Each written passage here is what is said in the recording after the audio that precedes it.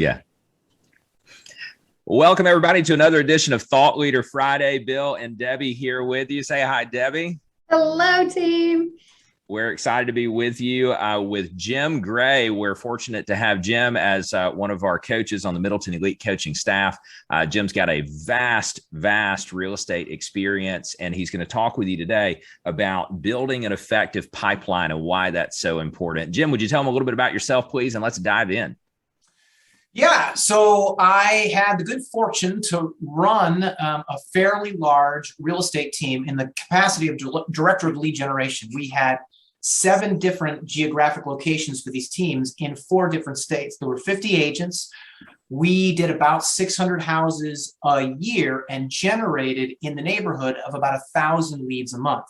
So you can imagine when that's kind of your reality day to day, keeping track of the leads is a very big deal. That's number one. Number two is it's not just about leads, but it's about identifying the prospects that are going to take action potentially in the future, in the near term, and right now, and being able to quickly discern, right, who are just dreamers and kicking those to the curb. Now, here's the thing. Even though this was a large team situation, what we're going to talk about today applies to any agent, even if you're a solo agent practicing by yourself and you're only generating 10 leads a month, right? So 1,000 leads a month, 100 leads a month, 10 leads a month, having an effective strategy to quickly disposition and organize a pipeline is critical, I think, to keeping your arms around where your business is right now, but where your business is going. And if you can tell where your business is going, you can plan in a way that will give you truly a competitive advantage over your competitors. And here's a little bonus, you will sleep better at night. And I can tell you that as a real estate agent myself, sleeping at night's a big deal. And nothing keeps you awake more than wondering, golly, I wonder how next month is going to be. An effective, well-designed, properly executed pipeline is going to really help you with that. Okay. I'm going to do this. I'm going to share my screen here. Look at me go, technology. Woohoo! All right. So I want to tell you a little story about this nice lady right here. Her name is Renata. Renata is that girl, that nice lady that when you go to church, you see her there many Sundays. She's typically in the coffee shop. She's the nice lady whose ministry is sitting behind the coffee counter, giving people wonderful cups of Starbucks coffee for $1. And you say hello to her. She knows your name. You know her name. She knows you're a real estate agent. You even gave her your business card at one point. And she mentioned that she lives in an apartment and that she'd like to buy a house someday. And you have said, that's great. I'd love to help you. She said, that would be great. And then Sunday after Sunday, you guys will see each other, smile and wave. And then one particular Sunday, you walk in and Renata, her face is just beaming. She is super excited. It's almost like she's looking for you. She waves at you. You come over and you're like, hey, Renata, what's up? And she says, I am so excited. I just bought my house. Now, of course, you work very hard to keep that brave face on. You make a big smile and say, that's amazing, Renata. I didn't think you were going to buy until, I don't know, next year or something. And she says, oh my gosh, it's amazing. I walked into an open house. The house was beautiful. And the agent there was so nice. They helped me understand how my lease works and that actually you can break a lease. I don't know if you knew that. I just paid a really small penalty. She got me qualified with a bank and I was able to buy the house the same weekend. It's amazing. And a small piece of your soul dies. Has this ever happened to you? I can tell you this, it has certainly happened to me. So here's the challenge that we all have as real estate agents. We know lots of Renatas. They live in this massive crowd of people. Many of these people have done business with you. Many of these people have not done business with you, but they will do business with you or might do business with you, or they know people that you don't know who might do business with you. And every day, especially if you're generating paid leads, that crowd grows and grows and grows and grows. And here's the question: how do you keep track of it so that you never lose track of Renata again? This is a really important question. And may I say, it seems to be one of those places where realtors really separate themselves. You know, the business owners who really understand that lead development, prospect development is probably the most important job in a real estate business, because it's the indicator of all the business that is to come. All right, so what I want to talk today about is a simple but powerful pipeline execution strategy. I think this is so simple that you ought to be able to kind of finish watching this presentation and walk away to your CRM and implement these 3 things, and boom, you are in business. You've got a pipeline that's put together. All right, so look, you've probably heard, right, that the fortune is in the follow. And that is absolutely a true statement. The truth of the matter is, as real estate agents, you could make a case that we actually are in the business of following up with people. That is, in fact, our business. You do that well, everything else follows. You've probably been told that you've got to really dig into people's motivation and timing. I would say that that is also true. But I want to give you something here. I want to flip your thinking on that. I think that too much importance is put on motivation.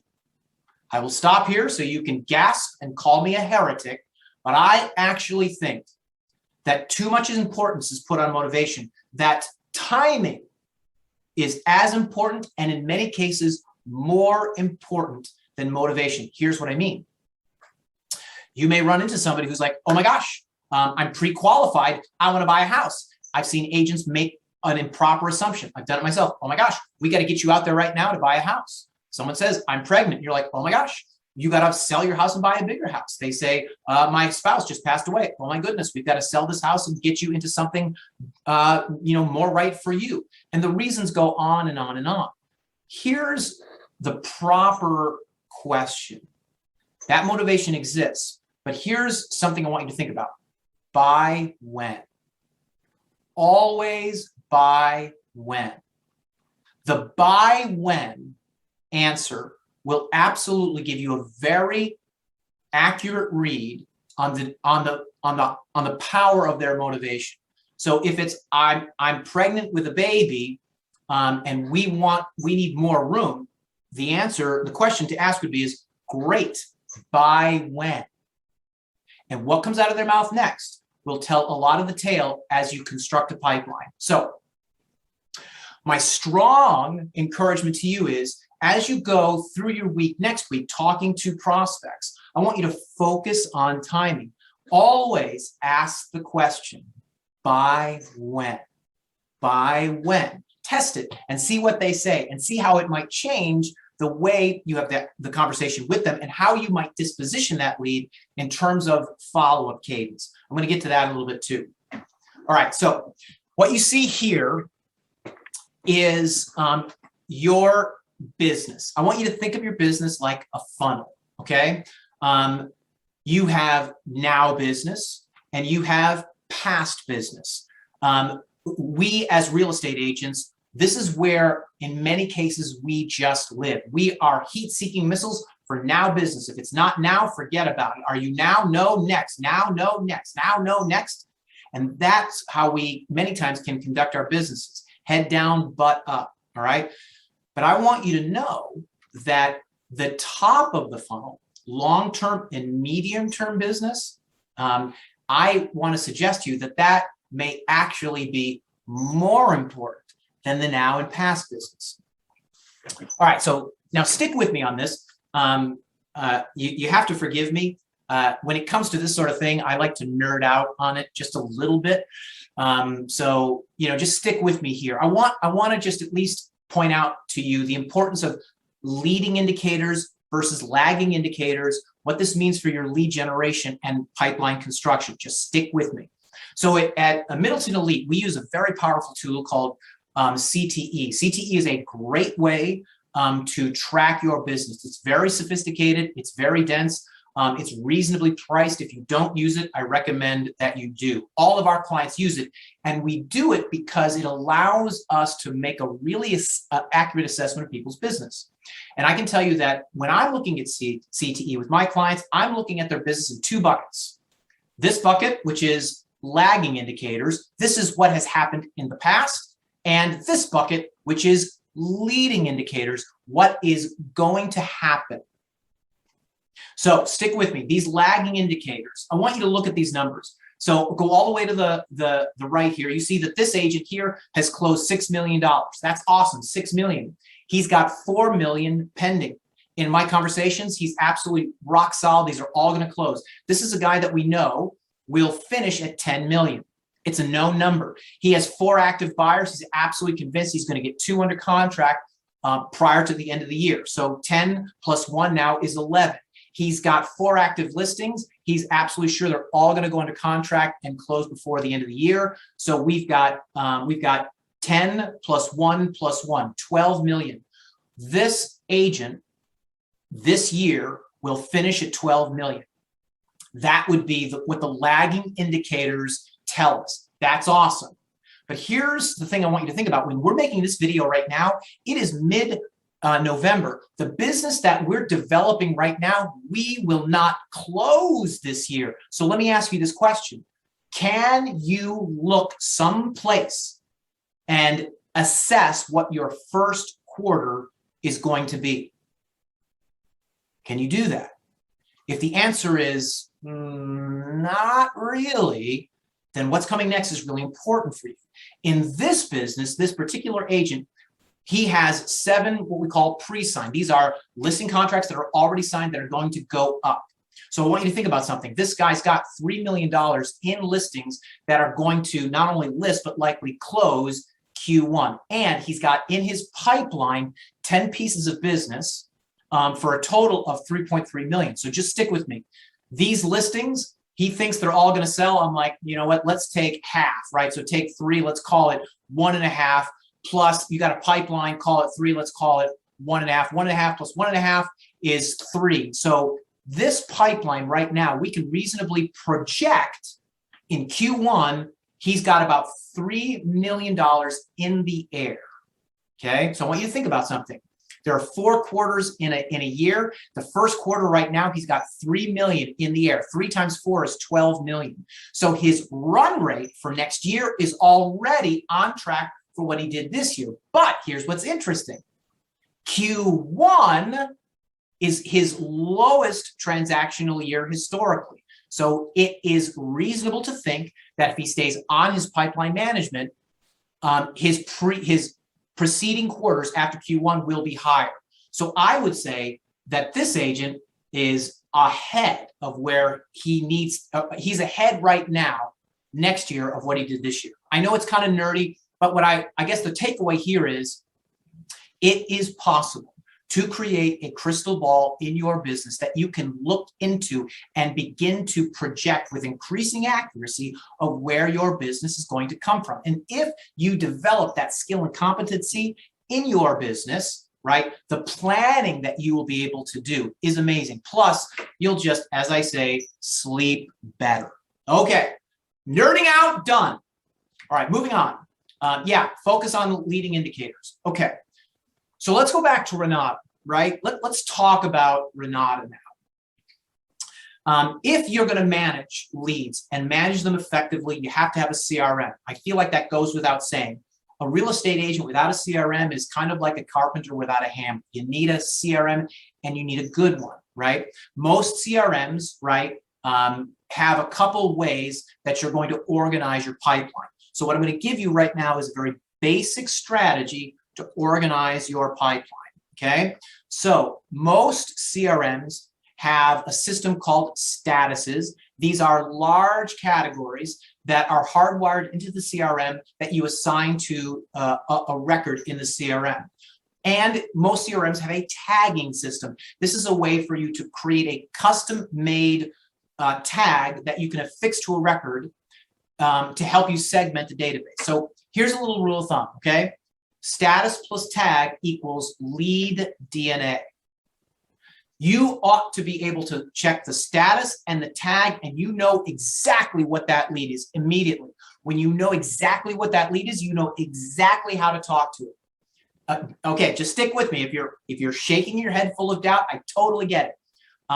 If you know the lead DNA and the status plus the tag will tell you that, you'll be able to design what I call a follow-up cadence, okay? A frequency of follow-up that matches the timing that the record has given to you as to when they'll be taking action, okay? So when you know your lead, when you know the timing, you can properly assess the lead DNA, you can properly execute a cadence that matches the time. If you do this, you'll lose far fewer Renatas. Here's what I mean, okay? Remember, timing and motivation, what I'm telling you is motivation, yes, important, but timing actually more important. So let's do an example here. You walk into the church, you meet smiling Renata. Renata tells you that she's thinking about making a move. What you see here around Renata right now, these are typical types of statuses that CRMs will give you. The minute Renata says, yeah, I'm thinking about making a move, bing, bing, bing, bing, bing, she is an active lead. Right now, she's an active lead, okay? Now we know she's an active lead. The question is, remember this, by when, Renata, would you like to be in that new house? We have a couple choices here, okay? What I'm going to give you is a very simple way to denote timing. Any way is generally good. May I say, keep it simple. If you keep it simple, it's easier to execute. Complexity is the enemy of execution. So keep it simple. So here's how I would recommend you do it. People are going to take action, ready? This month, next month, in 60 to 90 days, this year, next year. Boom, that's it. This month, next month, within 90 days, this year, next year. Boom, done. Okay? And I would recommend that you assign a number to it. Okay, so 10s are taking action this month. And just to kind of drill down just a bit here, if it's a seller and you call it a 10, then that seller is going to list with somebody this month. If it's a 10 buyer, that buyer wants to get a house under contract this month, okay, and so on. So 6, 7, 8, 9, 10. So you, Renata hands you your coffee, you hand her $1, she smiles. She says, yeah, I'm thinking about buying. And you ask a simple question. Love it, Renata. Ideally, when would you like to be in your new house? And she says, well, probably next year. Boom, next year. She's a 6 and she's a buyer. Okay. All right. So I want you to think about this. The DNA of the lead. She's an active lead. That's the status. She's tagged as a 6 buyer. We know she's a lady who's going to make a move next year. So what do? You have a corresponding campaign. So you have a status plus a tag equals a corresponding campaign. The corresponding campaign is the component of the strategy that tells you what you should be doing and at what frequency to follow up. So stick with me here. And by the way, if it's a 10 seller, in a 10 seller campaign, 7 buyer campaign, and so on. And the CRM that you use will likely have as one of its components a very simple way to build out automated campaigns. But when I say automation, don't let that fool you. I'm going to show you now how simple I want it to be. Even when we had 50 agents managing 1,000 new leads a month, this is exactly what we were doing.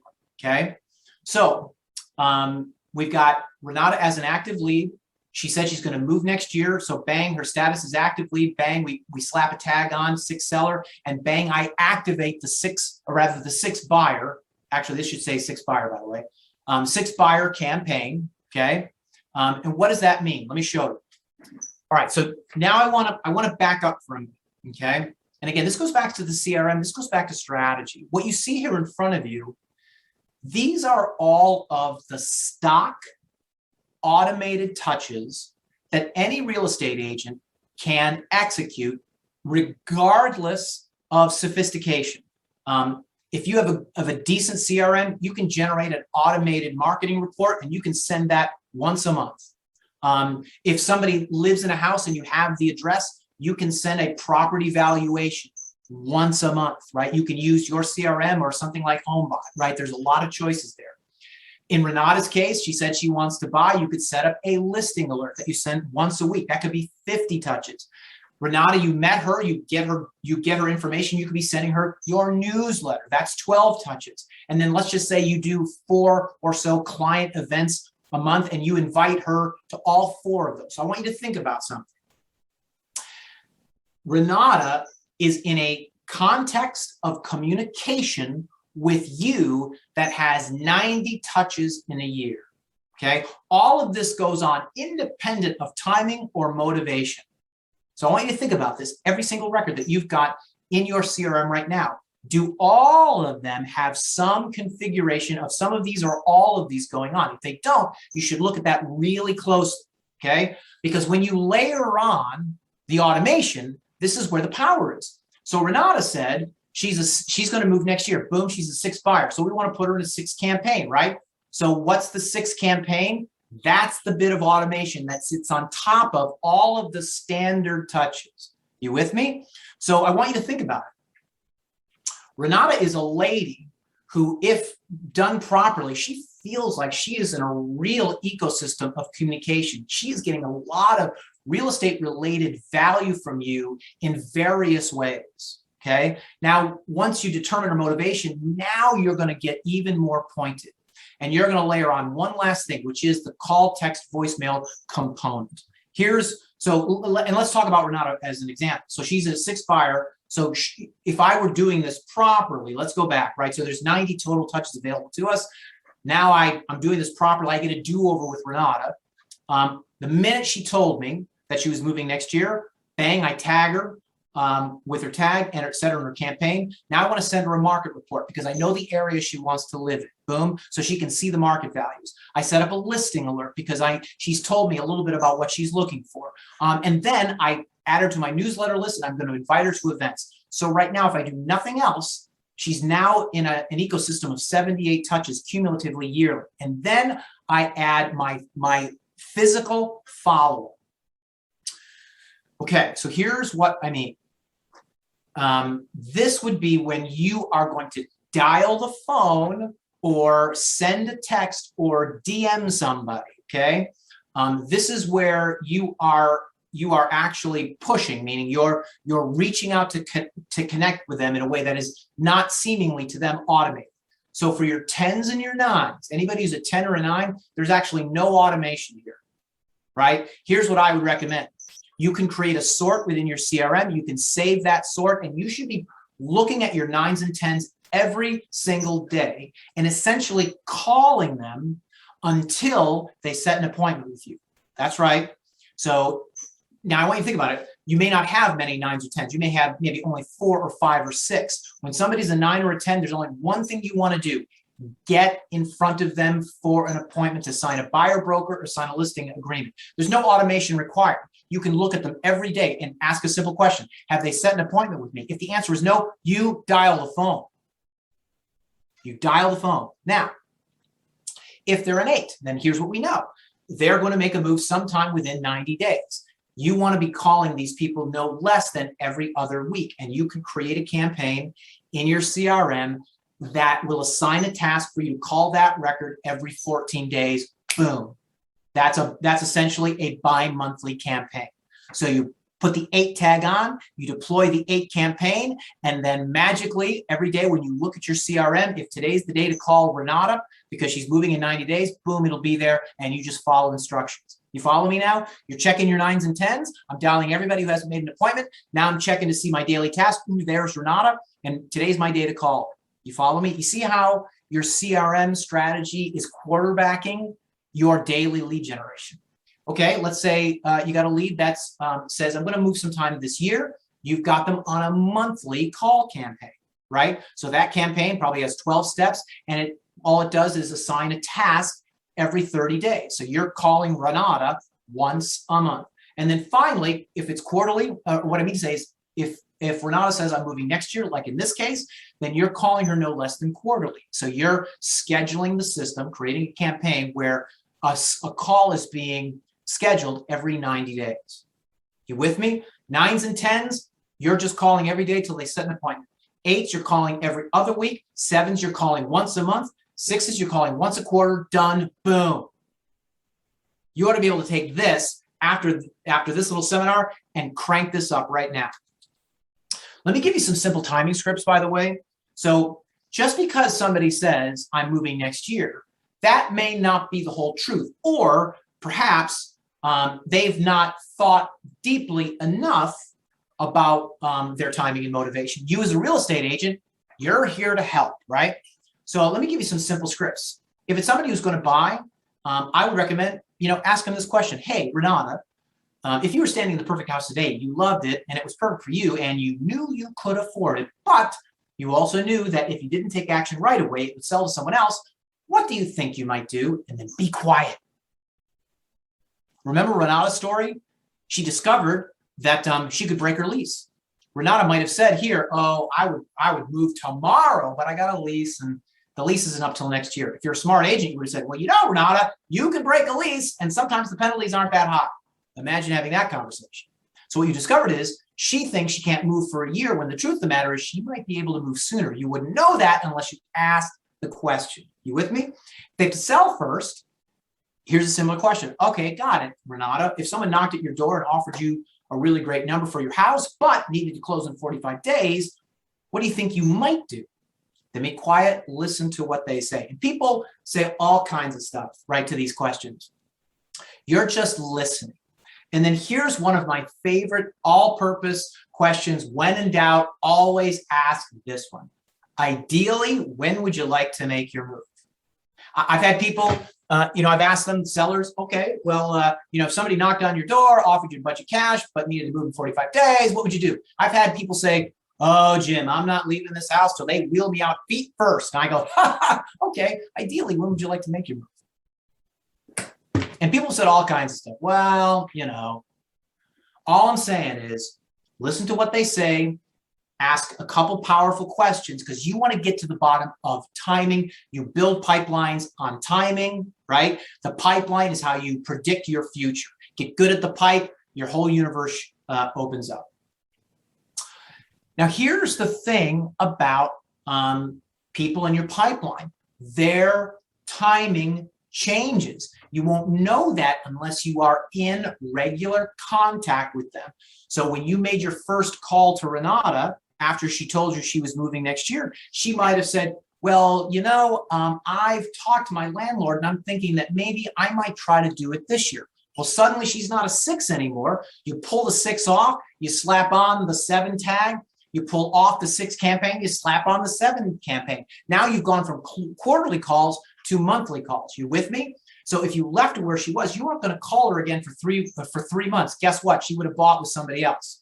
But now you've changed the cadence. You've changed the frequency. You're going to be back with her in 30 days. You call her up in 30 days and she says something like, I went to an open house and I saw something really nice. Ding, ding, ding, ding, ding, ding. You did what, Renata? You did what? You went to an open house? Renata, tell me something. If you're standing in the perfect house right now and you loved it and you knew you could afford it, but you knew if you didn't take action, it would sell to somebody else, what do you think you might do? Renata says, well, I'd really like to buy it. Boom, she's a buyer. Next thing out of your mouth is, Renata, why don't we get together? Let me walk you through the whole buying process. What works better for you, days or evenings? See how that goes? What I can tell you is, when you've got your pipeline well constructed, when you're executing around the strategy, right, you're just following a roadmap. And it becomes far easier now to keep track of all the Renatas in your life. So I'll kind of, leave you with this, right? Yes, the now business is important, but that's looking backwards. I want you to consider as we move into this next year to really make a commitment, right, to building your pipeline and really devoting yourself to becoming an expert, right, of executing around your leading indicators. Because when you do that, right, you will never lose Renata ever again. Thanks, Jim. Great stuff. Appreciate you going through that with us. A little bit of Q&A from Debbie and me. And Debbie, if you'd like to hit lead off here, please go for it. Yeah, sure, Jim. I really appreciate all this information. And I think the biggest challenge we're seeing with some of our larger teams is that multiple team members are responsible for doing the follow-up, changing the statuses, changing the tags, maybe even inputting additional clients into the database to ensure tags and statuses are applied correctly. How do you go about setting expectations and accountability with those team members to ensure that stuff is always changing? Yeah, that's a great question. So I can tell you that, obviously there are many ways to do this. Here's what I would recommend. If you are the team leader, right? First, I would recommend you have a one-on-one with every team member on a weekly basis, especially if that's possible. So that's the first thing. And part of that conversation, you can call it a pipeline review. And you will have your CRM up, right? And you ought to be able to go right into their account. And I encourage you to interrogate the pipeline. We used to call this, have the agent come in and defend it. Defend it. Show me your tens. This is Fred. This is Sally. Are they going to take action this week or this month? And if this one-on-one is happening and it's the 20th of the month, well, guess what? There are 2 weeks left. Are Fred and Sally going to be taking action this month? Because if they're not, we need to switch them. And the agent typically will kind of go, right? And then what you do is, if it's, I'm not sure, then guess what? We switch the tag and we do it right while we're sitting there. I can tell you that here's what you will experience. Once you begin to get them used to how this conversation is going to go, they will have their pipelines very up to date when they enter the room, because they know they can't have tens on the last day of the month. They just can't, right? And if they do, you're going to be all over that. So as the team owner, I can tell you that the best way to keep people really honest about their pipes is to interrogate it every one-on-one.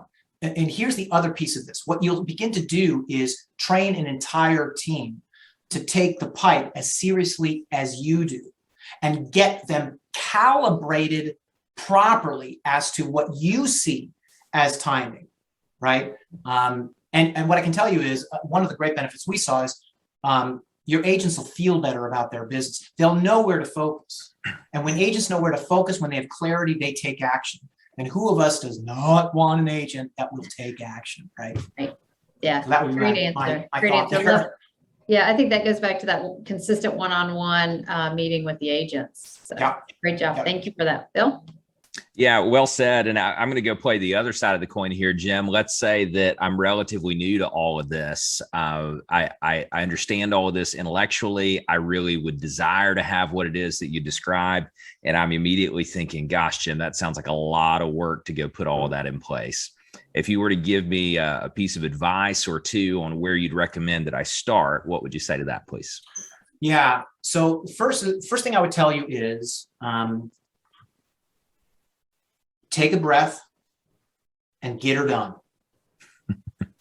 Even though you might feel I often describe this, you feel like you're in a race trying to run through the shallow end of a pool, right?